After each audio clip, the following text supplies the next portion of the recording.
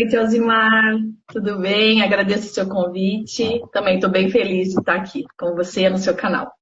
Muito obrigada. Pois é, Betina, para a gente aproveitar bem o nosso tempo, né, dizer que essa entrevista vai ficar disponível nas nossas redes sociais, tanto minha quanto da Betina. E Betina, o que é essa energia cura prânica que a gente não vê, mas com certeza a gente sente? Então, a cura prânica é uma técnica que a gente pode chamar até de medicina energética, né? Ela foi sistematizada pelo mestre Showa Koksui. Ele era um engenheiro químico de formação, nascido nas Filipinas, mas era um homem extremamente estudioso e já com uma vocação, né, espiritual, manifestada já desde muito, muito cedo. E ele estudava várias vertentes religiosas, espirituais, a medicina oriental, né, acupuntura, reiki, enfim. E ao longo de muitos anos, ao longo de décadas, ele foi trabalhando também com muitos médiums de cura. O Mestre Showa, ele era muito sistemático. Então, ele convidava muitos médiums com diversas sensibilidades, né, distintas e ia fazendo experimentos mesmo, né? Então, se o paciente tinha uma queixa, por exemplo, de uma úlcera, ele pedia que o médium visualizasse a aura daquele paciente. E aí ele foi estudando as cores, as manifestações, o que o campo energético dos pacientes manifestavam, né? E sempre com apoio desses médiuns de cura. E aí ele estabeleceu diversos protocolos. Então a cura prânica, ela tem um lado sensível, intuitivo, mas ela tem uma base científica e de protocolos estabelecidos muito interessantes. E dão conta, assim, de qualquer doença que a gente possa imaginar, seja psíquica, emocional ou física, né? A cura prânica, ela consegue tratar, né? De uma forma muito bem embasada e com todo esse ancoramento espiritual, porque na verdade é uma grande egrégora de cura, né? Os terapeutas são apenas canais desta energia. Então, o mestre Showa já desencarnou, não está mais nesse plano, mas sustenta uma egrégora muito bonita e muito antiga, né? Porque ele também tinha os seus mestres, os seus mentores espirituais. Então, é uma técnica espiritualista, não tem cunho religioso. No entanto, o que sustenta essa técnica é o ancoramento espiritual, né? Os guias, mestres, mentores, enfim. É mais uma prova mesmo de que o espírito precede a matéria, né? O que acontece com a gente agora, já no plano espiritual, as coisas já estavam acontecendo, né? A gente é muito mais do que esse corpo físico, né? E assim, eu sou bióloga de formação. Isso que eu ia perguntar. Aham. Isso. Então, assim, a minha ocupação principal é como bióloga, eu tenho mestrado, doutorado, então eu tenho essa vertente científica muito forte também. Então eu Uhum. brinco assim, que eu tenho um pé na ciência e um pé na espiritualidade, e para mim as duas coisas estão relacionadas, não tem como a gente desconectar, né? Para mim faz todo sentido, porque nós somos pura energia, né? A física, a biologia, a química aprofundam esse conhecimento. Só a gente ir Uhum. atrás. Então a gente pode ir lá, por exemplo, observar uma célula no microscópio, mas a gente pode ir muito além disso, né? O que constitui essa célula? Chegar no nível dos átomos. E o que constitui os átomos? São as pequenas partículas, que ainda são um mistério, né? Isso. Os físicos estão cada vez mais descobrindo outras coisas. Então, quando a física quântica traz esse universo para nós do pequeno, do microscópio, abre uma outra vertente, né? Porque nós Uhum. somos esse corpo físico, humano, animal, mas que é pura energia manifestada nesta forma física, né? E como que a cura prântica chegou até você? Ou você chegou até a cura prântica? Cura prânica, né? Prânica, nossa, claro, lógico. Imagina. Então, como é que foi a minha jornada espiritual? Então, eu nunca fui uma pessoa religiosa, a minha família também não é religiosa, né? Eu tive muita liberdade com relação a isso, não precisei frequentar nenhum tipo de igreja ou rito, não fiz catequese, então eu nasci com essa liberdade de escolha, de Uhum. livre-arbítrio até, né? Mas sempre fui uma criança muito sensível. talvez hoje, eu lembrando da minha infância, eu vou me dando conta de como eu era. Eu era muito introspectiva, muito curiosa, eu pensava muito, eu já tinha pensamentos assim que não eram muito para minha idade. Eu sempre convivia com crianças mais velhas do que eu, ou quando eu entrei na adolescência eu já convivia com pessoas adultas. E aí eu sempre ficava muito ligada, sabe? Em aspectos que às vezes não eram tão claros, mas eu já captava aquilo. Teve uma época da minha vida que eu tinha muito pesadelo, e hoje eu entendo o que eram aqueles pesadelos, sabe? Até como ataques espirituais, ou o campo abrindo, e eu, como quando era criança, não conseguia interpretar tudo aquilo. Controlar também, né? Sim, mas daí a vida foi se fazendo. Tive uns aspectos bem pesados e difíceis, assim, na minha vida. E aí eu comecei a buscar, sabe? Jorei, o reiki, esses atendimentos, assim, fora da medicina tradicional. Ainda bem que eu sempre tive uma boa saúde, mas emocionalmente foi uma fase difícil. E eu não me rendi aos antidepressivos. Não precisei chegar a isso. Não que tenha algum problema de usar. Mas, enfim, eu sempre preferi buscar outras alternativas. E não só cuidar ali daquela questão que estava aparecendo como efeito, mas ir atrás da causa, né? E aí eu fui buscando me aprofundar nas questões espirituais. E conheci a apometria. Ah, sim, apometria. Isso. Então, eu conheci a apometria em São Paulo, em 2011. Em 2013, eu descobri uma casa de apometria em Curitiba. E me voluntariei e fiquei nesta casa de apometria durante 7 anos, que foi a minha grande escola, sabe? A apometria é uma técnica maravilhosa de desobsessão mesmo. Ela foi criada para desobsessão, só que muitas coisas acontecem no plano sutil. Também tem egrégoras muito potentes de cura na apometria. Então, acontecem cirurgias espirituais, liberações kármicas, né? Tudo isso. E nesse meio tempo, eu também descobri o candomblé, que foi um chamado de alma para mim. Então, eu conheci, e eu não tinha nenhuma ligação com religião de matriz africana, nenhum contato com isso. Mas, assim, foi um caminho que se abriu. E em 2017, então, eu entrei para a religião. Então, eu sou uma sacerdotisa do candomblé, né? E aí, tudo aconteceu ao mesmo tempo, sabe? Esses caminhos espirituais, assim, começaram a se abrir. E daí, durante a pandemia, eu fiz o curso de cura prânica.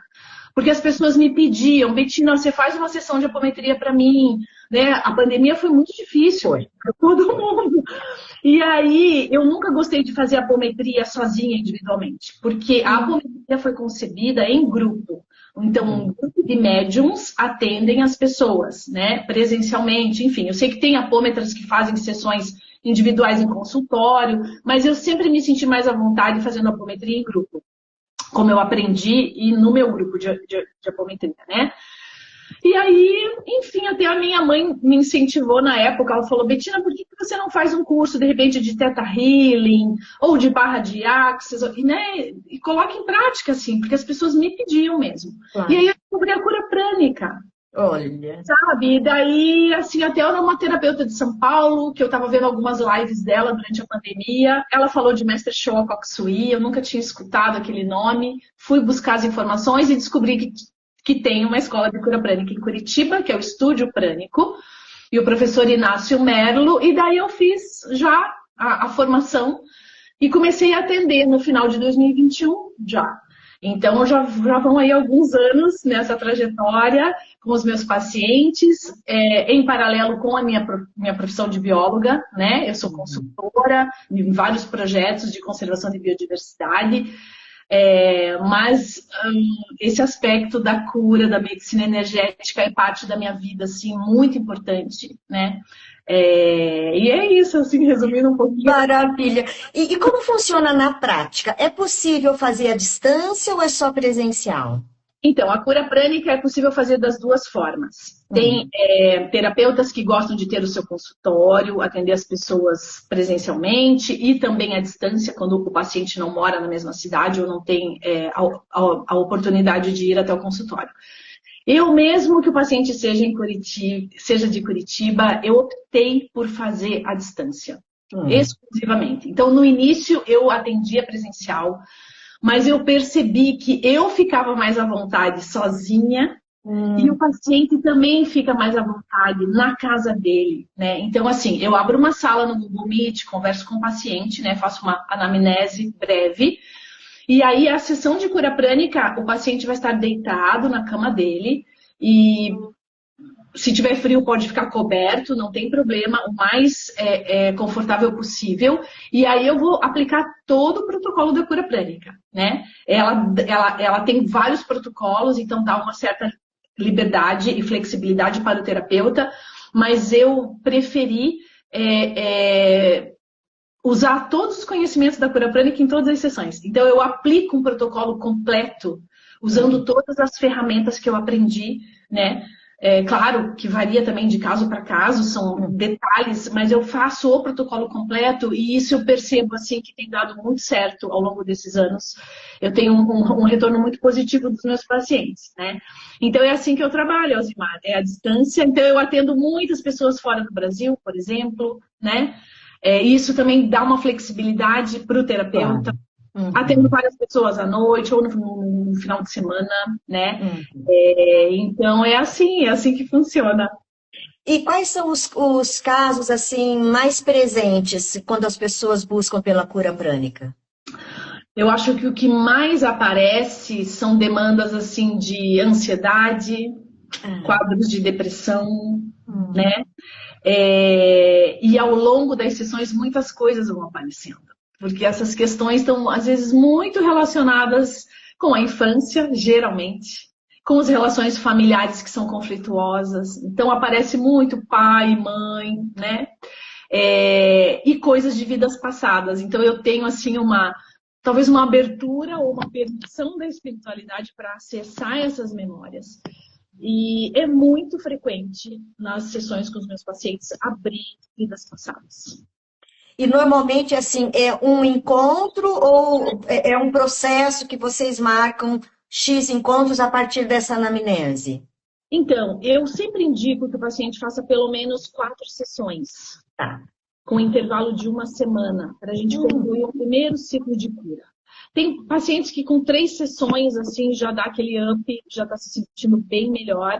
E aí, eventualmente, a gente marca sessões de manutenção.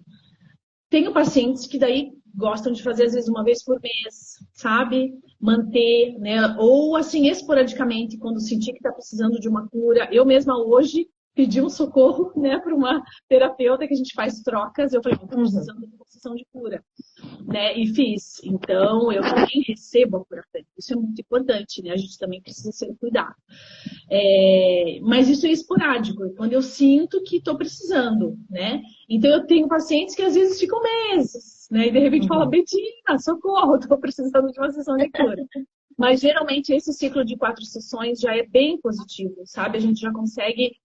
Nossa, é outro corpo energético, né? Porque eu faço a leitura desse corpo energético, dos chakras. Então, na cura prânica, a gente mede, né? Assim, por meio da nossa sensibilidade, né? Como é que esse chakra está?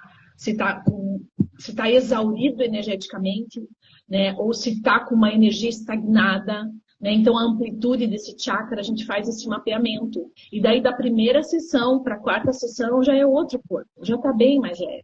Então, a primeira sessão de um paciente, geralmente, ela é bem mais pesada, né? Ou às vezes a segunda, é como se, assim, sabe quando a gente espirra um desengordurante e deixa agir, né? E aí, às vezes, as coisas primeiro levanta para depois... Então, tem coisas que vão aparecer na segunda, na terceira sessão, né? São aquelas camadas. Então, a cura prânica ela é gradativa e ela é cumulativa.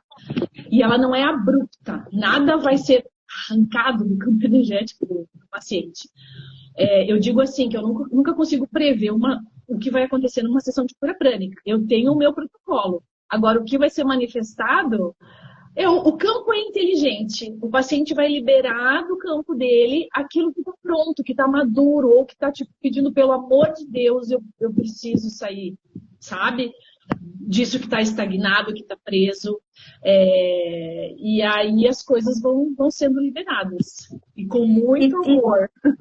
E tem alguma idade mínima nos seus protocolos que você atende? Eu atendo muitas crianças, bebezinhos. Olha, Pode ser bebezinho? recém-nascido. Sim, pode ser recém-nascido, não tem problema, não tem restrição, tá? Ah, Então, como é que funcionam com as crianças? É, é que assim, a cura prânica ela precisa da permissão e do livre-arbítrio, né? Então o paciente entra em contato comigo. Eu não posso fazer a revelia, porque muitas pessoas falam, ai, Betina, meu marido estava precisando, ou a minha mãe.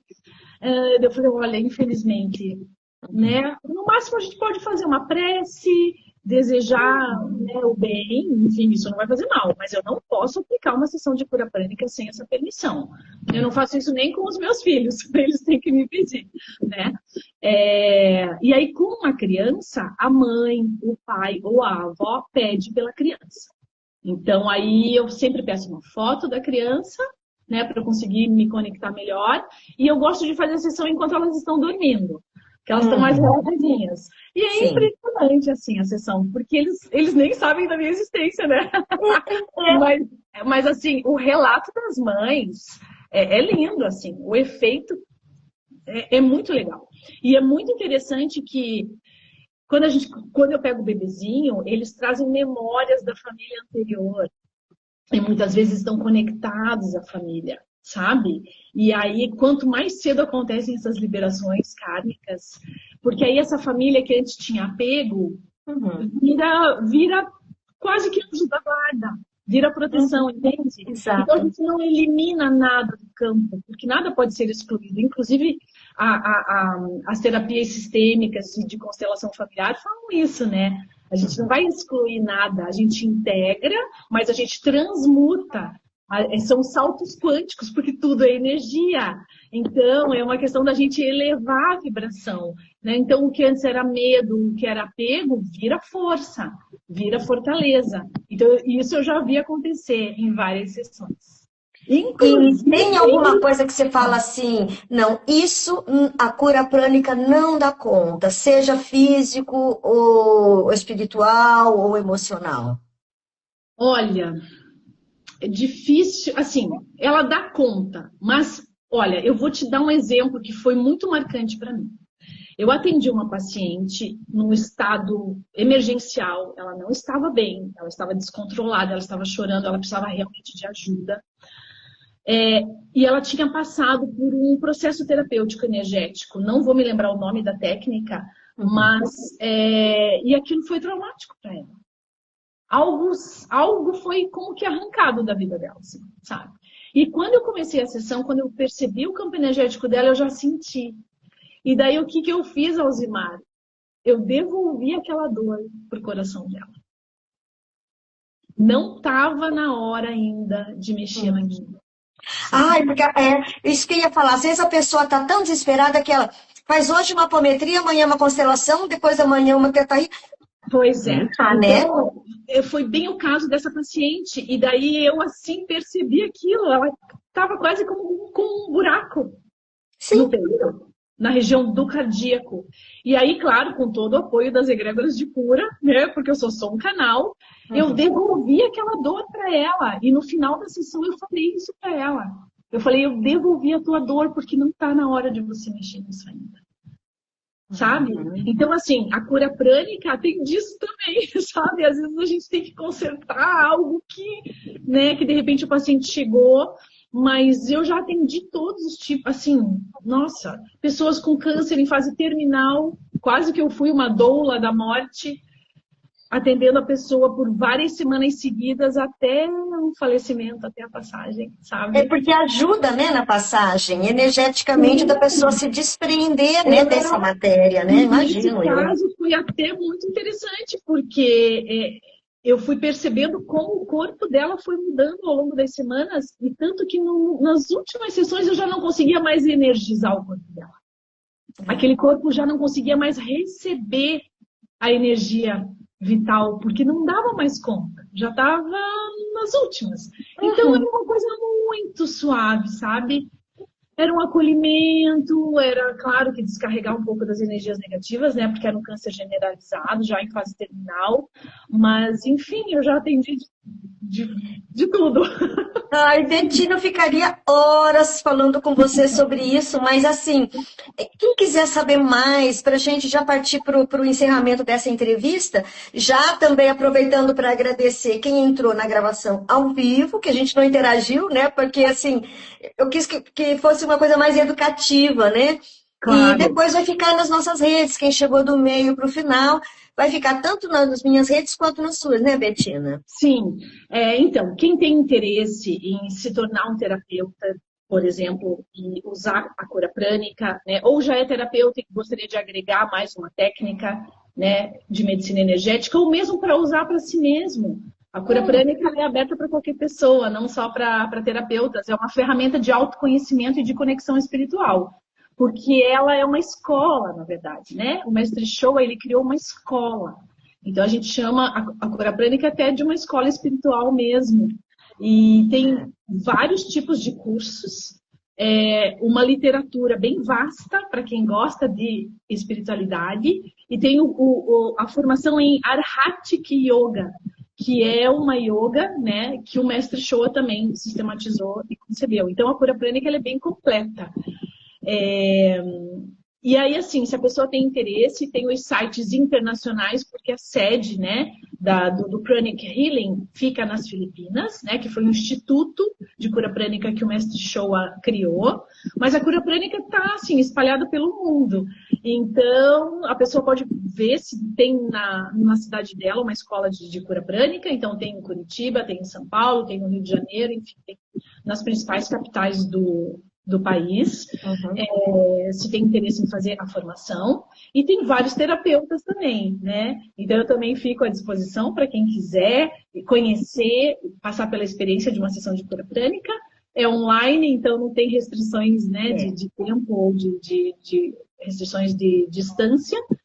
E são essas as minhas indicações. E eu fico também à disposição, né, para qualquer dúvida que a pessoa tenha, qualquer interesse. Maravilha, maravilha. E você, o Instagram é uma porta de entrada para chegar até você? Sim, principalmente o Instagram. Eu tenho também no Google Maps. Se a pessoa digita cura prânica, Betina, vai aparecer porque o Google Maps dá aquela opção de avaliações. Então, eu tenho mais de 100 avaliações dos meus pacientes com depoimentos. Então, isso ajuda muito, né? Quem não me conhece, vai lá ler as avaliações, né? Ainda bem que todas são 5 estrelas, então mais de 100 avaliações 5 estrelas e fico à disposição, né? E eu já gostaria de aproveitar que você falou da apometria. Eu penso muito também, eu gostaria muito de fazer uma entrevista sobre a apometria. Independente que você não esteja mais, né, não, mas eu ainda estou. Ai, ótimo, ótimo. Na verdade, então vamos marcar um outro momento lá para julho. Tá, este ano eu acabei formando um novo grupo de apometria com uma amiga terapeuta, que é o Coletivo Despertar, e a gente atende presencialmente aqui em Curitiba. Então, eu estou na apometria aí há mais de 12 anos, né? E é algo também que faz parte da minha vida, mas aí eu faço presencial. Mas é legal porque o objetivo, né, desse Alzimar Ramalho Convida é colocar para as pessoas, gente, existe isso. É claro que em 15, 20 minutos a gente não consegue, né, aprofundar tanto, mas esse é o objetivo, da gente abrir, não fechar. Né? Claro, então, por favor, Betina, terminando essa entrevista, vamos bater na agenda, hein? Sim, daí a gente fala da apometria, que é uma técnica linda também. Eu também acho linda. Muito, muito obrigada, Betina. Obrigada para quem chegou nessa gravação e muito obrigada para quem vai chegar depois. E a gente pede para compartilhar com os amigos, né? Divulgar aí a nossa entrevista. Bom, agradeço ao Zimar e desejo para você uma ótima noite, ótima semana. E seguimos juntas aí, né, nessa jornada. Porque é só aprendizado, né? O planeta Terra é um planeta que a gente veio para aprender. Então, que a gente esteja sempre aberto a novos aprendizados. Que essa era de aquário, né? Que chegamos finalmente, pelo jeito, né? Abra, né? Abra mais para outros conhecimentos, né? Que a gente se abra para novos conhecimentos. Então, a gente tem que aproveitar. Exato. Muito obrigada, Betina. Obrigada. Um grande beijo. Até. Beijo. Tchau.